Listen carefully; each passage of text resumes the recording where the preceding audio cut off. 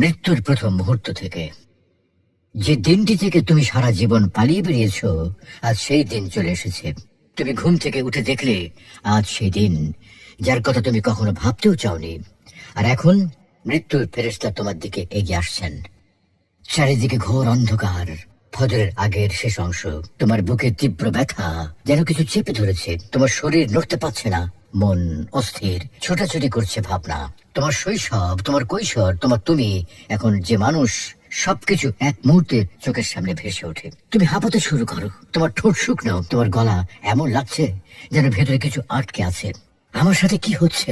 তুমি বিভ্রান্ত, ভীত, তুমি বুঝতে পারছো না আসলে কি ঘটছে। হঠাৎ তোমার প্রিয়জনেরা তোমার চারপাশে জড়ো হতে শুরু করে। তাদের একজন তোমার হাত শক্ত করে ধরে আছে, অন্যরা চোখ ভেজা অবস্থায় কান্না মিলিয়ে দোয়া পড়ছে। কেউ কাঁপা হাতে তোমাকে পানি খাওয়াতে চাইছে।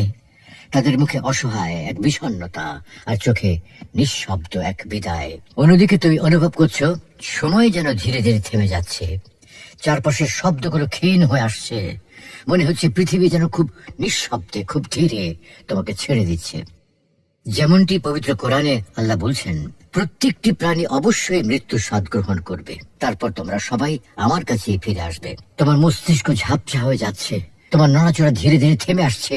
গলায় যে নিঃশ্বাস আটকে আছে সেটা যেন তোমার পুরো শরীরকে অবশ করে দিচ্ছে। ঠিক সেই মুহূর্তে তোমার মনে একটি মাত্র চিন্তা ঘুরপাক খেতে থাকে। একটাই দুশ্চিন্তা তোমাকে গ্রাস করে, আমি মারা গেলে আমার কি হবে? এবং এখন শুরু হতে যাচ্ছে শয়তানের শেষ আক্রমণগুলো। এটাই সেই মুহূর্ত যাকে বলা হয় সাকারাতুল মউত, মৃত্যু যন্ত্রণার সময়। তুমি কি তোমার ঈমান আঁকড়ে ধরে রাখতে পারবে? তুমি কি তোমার ঈমান বাঁচিয়ে রাখতে সফল হবে, নাকি তুমি তাদের মধ্যে থাকবে যারা জীবনের শেষ শ্বাসেই ঈমান হারিয়ে ফেলে? তোমার পেশিগুলো ধীরে ধীরে শক্তি হারাতে থাকে। তোমার হাত, বাহু এবং পায়ের পাতা ঠান্ডা হয়ে আসছে। ত্বকের রং ফ্যাকাশে হয়ে যাচ্ছে, ম্লান হয়ে পড়ছে। আর ঠিক সেই সময় শয়তান তোমার কাছে আসে। রাসূলুল্লাহ সাল্লাল্লাহু আলাইহি ওয়াসাল্লাম একটি দোয়া পড়তেন, ইয়া আল্লাহ, মৃত্যুর মুহূর্তে শয়তানের বিভ্রান্তি থেকে আমি তোমার আশ্রয় চাই। সেই মুহূর্তে শয়তানের সবচেয়ে বড় বাসনা হলো যেন তুমি ঈমান ছাড়া কবরের ভেতরে প্রবেশ করো। এজন্যই সে তার শেষ ফাঁকটুকু রেখে দেয় ঠিক শেষ সময়ের জন্য। হয়তো সে চেষ্টা করবে তোমাকে অন্য কোনো ধর্মের দিকে টেনে নিতে, অথবা হয়তো সে তোমাকে এমন কিছু কথা বলতে প্রলুব্ধ করবে যা আল্লাহর প্রতি বিদ্রোহের সমান। সে কানে কানে ফিস ফিস করে বলে, তোমার জন্য কতদিন ধরে ভালো হওয়ার দোয়া করা হচ্ছে, কিন্তু দেখো তুমি তো আরো খারাপের দিকে চলে যাচ্ছ। হ্যাঁ, আল্লাহ এখন কোথায়? তুমি কি সত্যি ভাবো যে তোমার কথা শুনছেন? অনেক মানুষ এর আগেও এই মুহূর্ত পার করেছে, প্রত্যেকে নিজ নিজ ভাবে। আর এখন তোমার পালা। একটু ভাবো, হ্যাঁ একটু ভাবো। এমনকি রাসূলুল্লাহ সাল্লাল্লাহু আলাইহি ওয়াসাল্লাম নিজেই আল্লাহর কাছে এই অবস্থা থেকে নিরাপত্তা চেয়েছেন। এতে কি বোঝা যায় না বিষয়টি কত বড়? আসলে তোমার ঈমান যত দৃঢ় হবে, মৃত্যুর মুহূর্তে তোমার প্রতিক্রিয়া তত শক্তিশালী হবে। কথা আছে, মানুষ যেমন জীবন কাটায় তেমনি ভাবে মৃত্যু তাকে পেয়ে বসে। আমরা সারা জীবন আমাদের অন্তরকে যা দিয়ে ভরে রাখি, মৃত্যুর সময় আমাদের জবান সেগুলোকে উচ্চারণ করবে। যে ব্যক্তি দুনিয়ার প্রেম, লোভ আর কামনা বাসনা দিয়ে তার আত্মাকে ভরে রাখবে, মৃত্যুর সময় তার মুখেও তাই আসবে, আমার টাকা, আমার সম্পদ, আমার সুনাম। কিন্তু যে মুমিন তার জীবন কাটিয়েছে আল্লাহর ভালোবাসা বুকে নিয়ে, তার মুখে তখন উচ্চারিত হবে তার রবের নাম, ইয়া রব, ইয়া লতিফ, ইয়া রহমান, ইয়া আল্লাহ। হয়তো তুমি ভাবছো, কিন্তু আমার তো ইতিমধ্যে ঈমান আছে। কিন্তু এখানে তোমার যে ঈমান প্রয়োজন তা হলো এমন এক ঈমান যা তোমার হৃদয়ের গভীরে গেঁথে আছে, আর তোমার বিবেক ও মস্তিষ্ক পুরোপুরি তাকে মেনে নিয়েছে। ধরো, আমার হাতে একটা আপেল আছে, আর একজন চোর আছে যে কোনো ভাবেই এই আপেলটি আমার হাত থেকে নিয়ে যেতে চায়। যদি আমি শুধু হাতে ধরে রাখি, যতই চেষ্টা করি না কেন, সে সুযোগ পেলে সেটা কেড়ে নিতে পারবে।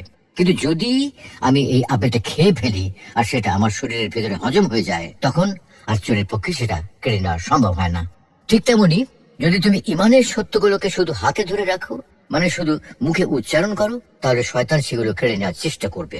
কিন্তু যদি তুমি ঈমানের সত্যকে তোমার হৃদয়ে, মস্তিষ্কে এবং আত্মার গভীরে স্থান দাও, তাহলে আল্লাহর ইজাজতে মৃত্যুর মুহূর্তে শয়তান তোমার কোনো ক্ষতি করতে পারবে না।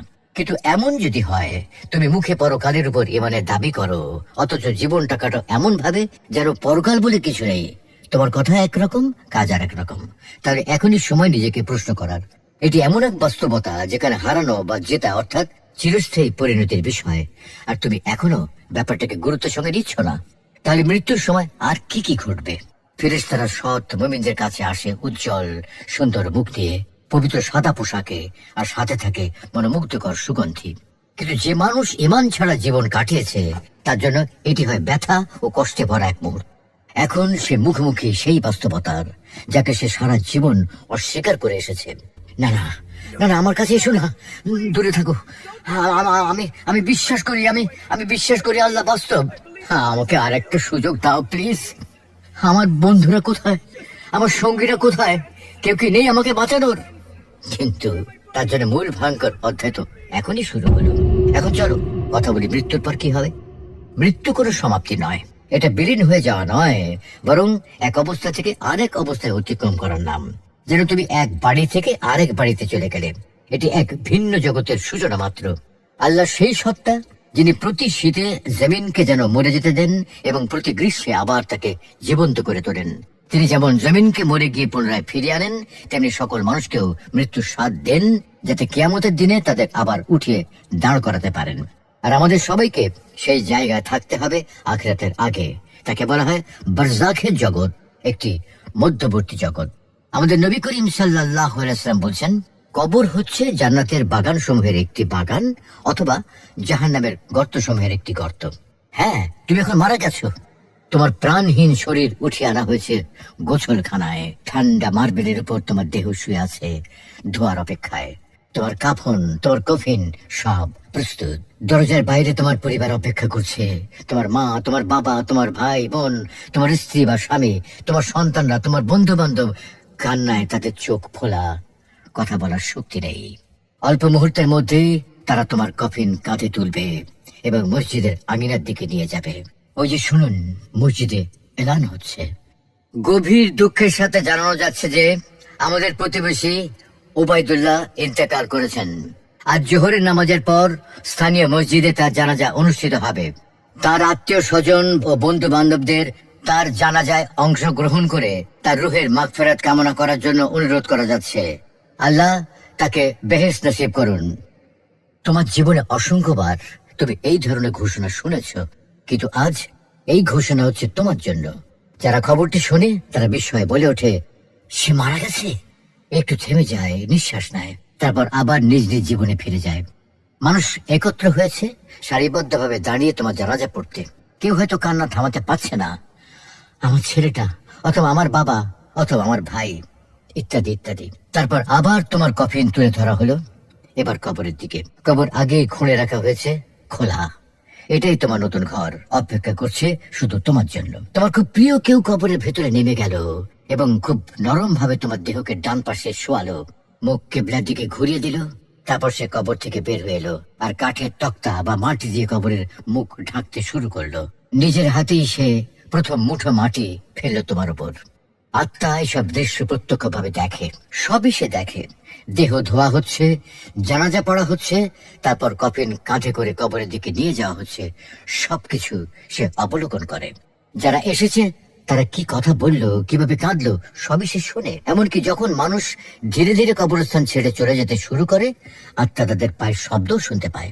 রাসূলুল্লাহ সাল্লাল্লাহু আলাইহি ওয়াসাল্লাম বলেছেন, মৃত ব্যক্তির সঙ্গে তার কবর পর্যন্ত তিনটি জিনিস যায়: তার পরিবার, তার সম্পদ এবং তার আমল। পরিবার ও সম্পদ কবর থেকে ফিরে আসে, কিন্তু আমল কবরের ভেতরে তার সঙ্গে থেকে যায়। যদি ব্যক্তি সৎ হয়, ইমানদার হয়, তাহলে সে চায় না দাফনের কাজ দীর্ঘ হোক। সে চায় যত দ্রুত সম্ভব কবরের জীবনের নিয়ামতগুলোতে পৌঁছে যেতে। আর যদি সে অসৎ হয়, পাপী হয়, তাহলে সে চাইবে দাফন যেন দেরি করে হয়, আরো সময় পায় দুনিয়ায় ফিরে আসার আশা নিয়ে। যারা তোমার সঙ্গে বন্ধুত্ব করে কবর পর্যন্ত এসেছে, সেখানেই তাদের সঙ্গ শেষ হয়ে গেল। তুমি এখন একা। আর এখনই শুরু হচ্ছে বারজাখের জগৎ, এই মধ্যবর্তী পর্দার জীবন। বারজাখের জগৎ হলো এক আলাদা দুনিয়া। এই দুনিয়া আর আখিরাতের মাঝের এক প্রতিবন্ধকতা। এটি শুরু হয় মৃত্যুর মুহূর্ত থেকে এবং শেষ হয় পুনরুদ্ধারের দিন, যেন আখিরাতের জন্য অপেক্ষার ঘর। কেউ যদি সাগরে ডুবে গিয়ে হারিয়ে যায় কিংবা পুড়ে ছাই হয়ে যায়, আর সেই ছাই বাতাসে ছড়িয়ে পড়ে, তবুও তার আত্মা অক্ষত থাকে, ঠিক যেমন আগেও ছিল তেমনই। আল্লাহর জ্ঞানের কাছে থেকে কোনো কিছুই লুকানো থাকে না। প্রত্যেককে যথাযথভাবে প্রাপ্য অনুযায়ী বিচার করা হবে। এই ধাপটি বিস্তারিতভাবে বর্ণনা করেছেন নবী করিম সাল্লাল্লাহু আলাইহি ওয়াসাল্লাম এক দীর্ঘ হাদিসে। তিনি বলেছেন, যে মুহূর্তে একজন মুমিন দুনিয়া থেকে বিদায় নেওয়ার পথে আখিরাতের দিকে অগ্রসর হচ্ছে, ঠিক তখন আকাশ থেকে কিছু ফেরেশতা তার কাছে নেমে আসে, যাদের মুখ সূর্যের মতো উজ্জ্বল।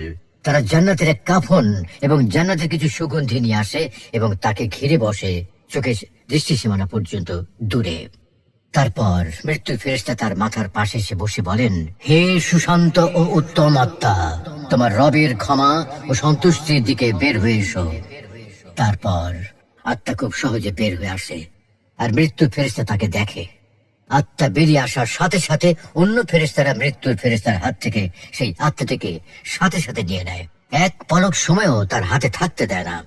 তারা তাকে সেই জান্নাতি কাপড়ের মধ্যে রাখে এবং জান্নাতি সুগন্ধিতে মুড়িয়ে ফেলে।